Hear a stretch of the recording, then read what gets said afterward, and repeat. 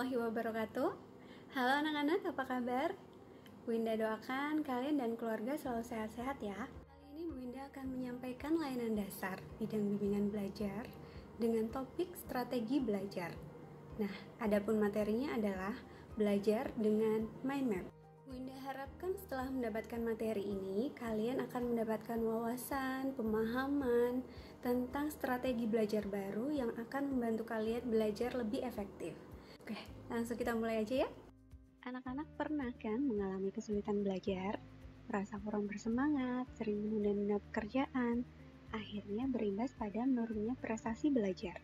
Nah, ternyata hal itu bisa disebabkan oleh beberapa hal, antara lain kondisi fisik yang lemah, buruknya manajemen waktu, pengajaran konvensional, tugas terlampau banyak, timbulnya konflik, dan minim motivasi. Lalu bagaimana mengatasinya? Otak kita terdiri atas dua bagian, yaitu otak kiri dan otak kanan. Otak kiri memegang peranan dalam hal logika dan analisa, sedangkan otak kanan berperan dalam hal estetika dan imajinasi. Selama ini, saat belajar, bagian otak yang lebih diperankan adalah otak kiri.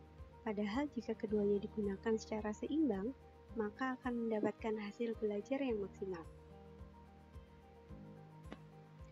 Mind map adalah salah satu strategi belajar yang memaksimalkan kedua fungsi bagian otak kita. Untuk lebih mengenalnya, Bu Indah rangkum dalam 5W1H mind map.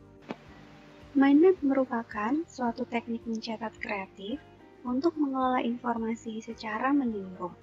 Sang kreatornya adalah Bapak Tony Buzan, seorang penulis dan konsultan di bidang pendidikan dari negara Inggris.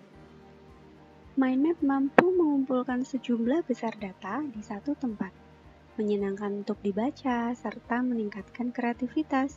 Kalian bisa membuatnya untuk merangkum, presentasi, atau saat akan merencanakan sebuah ide. Dan itu bisa dilakukan kapan saja dan di mana saja. Membuat mind map mudah sekali loh. Kita mulai dengan menyiapkan kertas kosong dalam posisi landscape. Siapkan pensil, penghapus, ballpoint warna-warni, spidol, dan krayon. Akan Bu Indah contohkan membuat mind map dari materi mata pelajaran prakarya bab kerajinan serat. Tulis topik utama di bagian tengah kertas atau bisa menggunakan gambar dan simbol.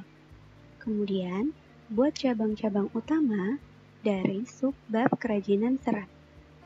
Di situ terdapat pengertian, jenis, pengolahan, proses produksi, produk, kemasan, dan contoh proyek. Tulis menggunakan huruf balok ya. Kemudian, tentukan subtopik pada materi sebagai ranting. Cari poin penting dan ingat, gunakan satu kata kunci. Warnai setiap cabang dan ranting, tambahkan gambar, kode, atau simbol. Lalu gunakan imajinasimu. Inilah mengapa mind map dapat memaksimalkan fungsi kedua belahan otak dan meningkatkan kreativitas. Dengan catatan yang menarik, belajar akan semakin menyenangkan, dan materi yang banyak itu akan semakin ringkas dan lebih mudah dipahami. Ini adalah mind map yang sudah Bu Indah buat. Nah, seperti ini hasilnya. Jadi catatan seperti ini yang Bu Indah harapkan nanti akan membantu anak-anak belajar lebih efektif.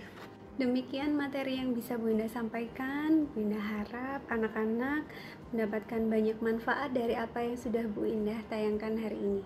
Sampai jumpa di pembelajaran selanjutnya. Assalamualaikum warahmatullahi wabarakatuh.